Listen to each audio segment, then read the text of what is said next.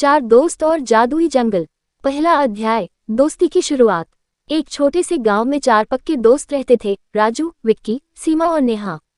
चारों बचपन से ही साथ थे और हमेशा नई नई चीजें करने की कोशिश करते थे। राजू सबसे बहादुर था, विक्की बहुत चालाक, सीमा समझदार और नेहा दिल से बहुत अच्छी थी। एक दिन गांव के बड़े बुजुर्गों ने एक पुराने रहस्य के बारे में बताया। गांव के पास एक जादुई जंगल था जिसमें कई रहस्यमय चीजें थीं, लेकिन कोई भी वहां जाने की हिम्मत नहीं करता था। दूसरा अध्याय, जंगल की ओर सफर। चारों दोस्तों ने ठान लिया कि वे जंगल जाकर पता लगाएंगे कि वहां क्या रहस्य है। अगले दिन वे अपना सामान लेकर जंगल की ओर चल पड़े।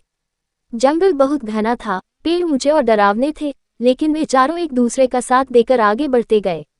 चलते चलते उन्हें एक पुरानी झील दिखी जिसमें पानी बिल्कुल कांच जैसा साफ था। विक्की ने पानी छूकर देखा और अचानक झील में एक सुनहरी मछली दिखाई दी जो इंसानों की तरह बोल सकती थी। तुम लोग यहाँ क्या कर रही हो? मछली ने पूछा। हम इस जंगल का रहस्य जानना चाहते हैं, राजू ने जवाब दिया। मछली ने कहा, अगर तुम सच में बहादुर हो तो तुम्हें 3 चुनौतियां पार करनी होंगी। अगर सफल हुए तो तुम्हें इस जंगल का सबसे बड़ा रहस्य मिलेगा। तीसरा अध्याय, पहली चुनौती, रहस्यमय गुफा। पहली चुनौती थी एक अंधेरी गुफा से सुरक्षित बाहर निकलना। जैसे ही चारों दोस्त गुफा में घुसे, अंदर घना अंधेरा था और अजीब सी आवाजें आ रही थी। नेहा ने अपना टॉर्च जलाया, लेकिन अचानक हवा तेज हो गई और टॉर्च बंद हो गई। तभी सीमा को ध्यान आया कि उनके पास मोमबत्तियां हैं। उसने जल्दी से एक मोमबत्ती जलाई और रोशनी होते ही गुफा का रास्ता दिखने लगा। वे धीरे धीरे बाहर निकलने लगे, लेकिन अचानक एक बड़ा चुड़ैल सामने प्रकट हो गई। चारों दोस्त घबरा गए। फिर वो लोग भगवान शिव को ध्यान किए। भगवान शिव प्रकट हुए और अपने शक्ति से चुड़ैल को भस्म कर दिए। चारों दोस्त गांव जाकर के सभी लोग को इकट्ठा करके सबसे सारी बात बताए और सभी के मन से भय खत्म हो गई। सभी गांव वाले खुशी से रहने लगे। वीडियो अच्छी लगे तो प्लीज लाइक और सब्सक्राइब करें भाई लोग। चुड़ैल की कहानी। गांव के बाहर एक घने जंगल के किनारे एक पुराना टूटा फूटा घर था। उस घर के बारे में गांव वालों के बीच अजीब अजीब कहानियां मशहूर थीं। कहते थे कि वहां एक चुड़ैल रहती है जो रात के अंधेरे में अपने शिकार की तलाश में निकलती है। वह चुड़ैल, जिसका नाम कामिनी बताया जाता था, गांव की ही एक महिला थी। वर्षों पहले वह बेहद खूबसूरत और हंसमुख हुआ करती थी, लेकिन गांव के कुछ लालची लोगों ने जादू टोने का आरोप लगाकर उसे और उसके परिवार को मार डाला। कहते हैं मरते समय कामिनी ने गांव वालों को श्राप दिया था कि वह वापस लौटेगी और उनके जीवन को नरक बना देगी। चुड़ैल की दहशत। कामिनी के मरने के कुछ दिनों बाद से ही गांव में अजीब घटनाएं होने लगी। लोग रात में जंगल के पास से गुजरने से डरने लगे।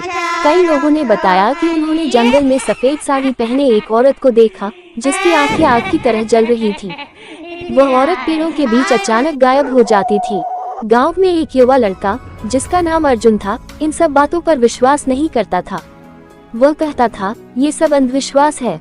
अगर सच में चुड़ैल होती तो उसने अब तक पूरे गांव को बर्बाद कर दिया होता। अर्जुन का चैलेंज। एक दिन अर्जुन ने अपने दोस्तों के साथ बैठकर कहा, मैं उस जंगल में जाऊंगा और उस चुड़ैल की सच्चाई सामने लाऊंगा। दोस्तों ने उसे मना किया, लेकिन अर्जुन अपनी जिद पर अड़ा रहा। उसने रात का समय चुना और एक दोस्त को लेकर जंगल की ओर चल पड़ा। जंगल में कदम रखते ही अजीब सी सिहरन महसूस हुई। हवा में एक अजीब सी ठंडक थी। अर्जुन ने चारों तरफ देखा, लेकिन उसे कुछ खास नजर नहीं आया। वह धीरे धीरे उस पुराने घर की ओर बढ़ने लगा। घर के अंदर जब अर्जुन उस घर के पास पहुंचा तो दरवाजा अपने आप धीरे धीरे खुल गया। अर्जुन के दोस्त ने अंदर झांका। घर पूरी तरह से खाली था, लेकिन दीवारों पर अजीब अजीब आकृतियां बनी हुई थी। उसने एक कदम अंदर रखा, तभी उसे पीछे से किसी की रोने की आवाज सुनाई दी। अर्जुन ने पलट कर देखा तो सफेद साड़ी में एक औरत खड़ी थी। उसके बाल बिखरे हुए थे और आंखें लाल चमक रही थी। अर्जुन का दिल जोर जोर से धड़कने लगा।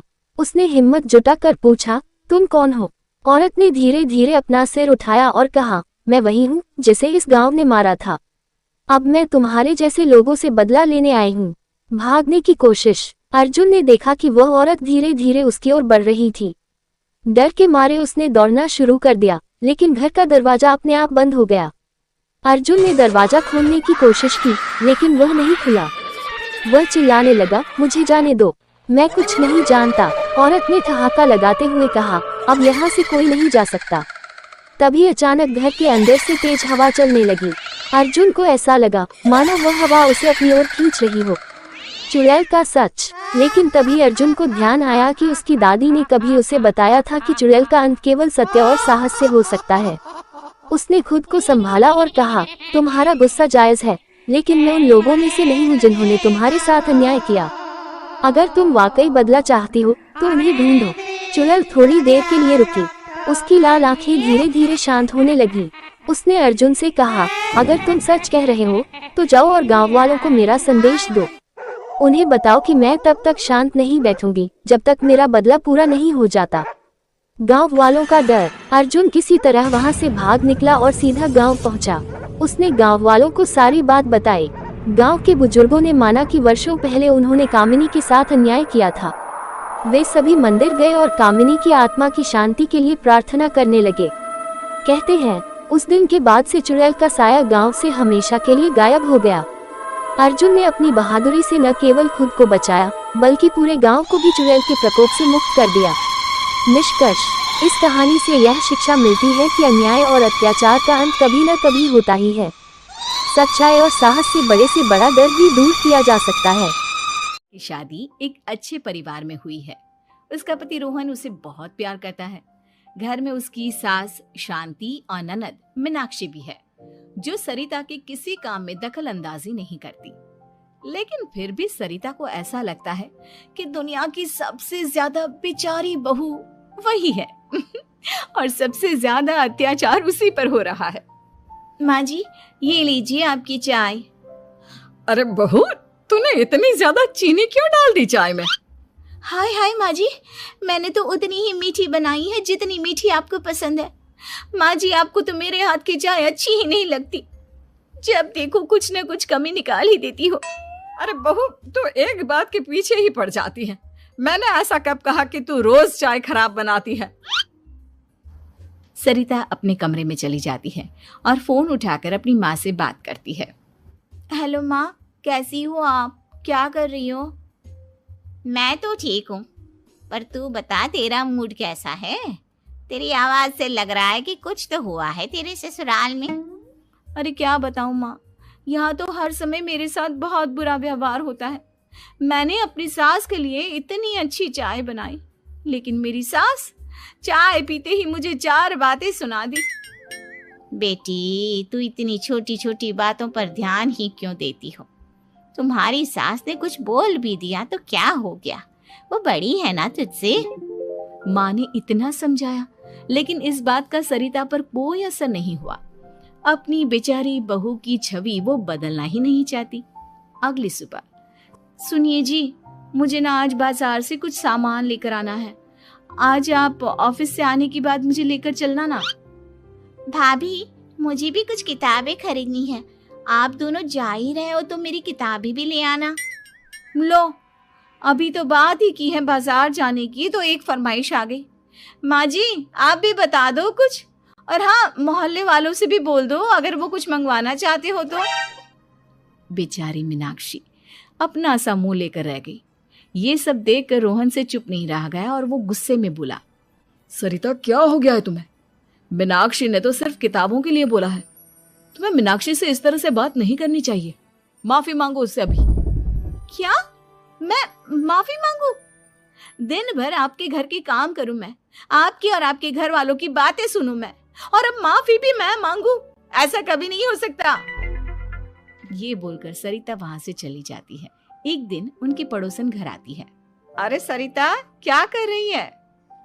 और क्या करूंगी भाभी जी, बस घर का काम ही कर रही हूँ। आप बताओ कैसे आना हुआ? अरे मैं तो तुम्हारा हालचाल पूछने आई थी, लेकिन तुम तो बिजी लग रही हो। कोई बात नहीं, मैं बाद में आ जाऊंगी। और क्या करूं भाभी जी, जब से शादी होकर आई हूँ ना, बस काम ही कर रही हूँ। और इस घर में ना कोई मेरी कदर नहीं करता। पति है जो बस घर से ऑफिस, ऑफिस से घर। ननद को तो कॉलेज से फुर्सत नहीं। बची सास तो उनका सारा समय मेरी गलतियां निकालने में लग जाता है।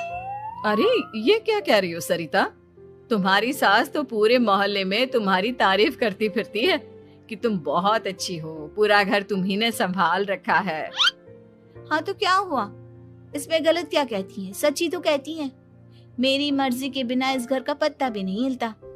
शाम को जब रोहन घर आया तो उसने सबसे कहा, कल हम सबको मौसी जी के घर जाना है, उनकी बेटी की शादी है। सब अपनी अपनी पैकिंग कर लो, सुबह होते ही निकल जाएंगे। और सरिता तुम कान खोलकर सुन लो, वहां जाकर किसी की बुराई भलाई शुरू मत कर देना, नहीं तो मुझसे बुरा कोई नहीं होगा। हाय हाय जी, आप तो ऐसे कह रहे हो जैसे मैं सुबह शाम सबकी बुराई करती फिरती हूँ। आज तक कोई कह नहीं सकता कि मैंने किसी की पीठ पीछे किसी के बारे में कोई बुरी बात बोली हो तो। अरे बस बहू, बात को और ज्यादा आगे मत बढ़ा। हमें सब पता है तो हमारे साथ क्या व्यवहार करती है। ये बात घर तक रखना, शादी में किसी को कुछ मत बोलना, नहीं तो सब कहेंगे कि शांति की बहू कितना बोलती है। हाँ हाँ, सब कुछ तो मैं ही बोलती हूँ ना। आप लोग तो हर समय फूलों की बारिश करते रहते हो मेरे ऊपर।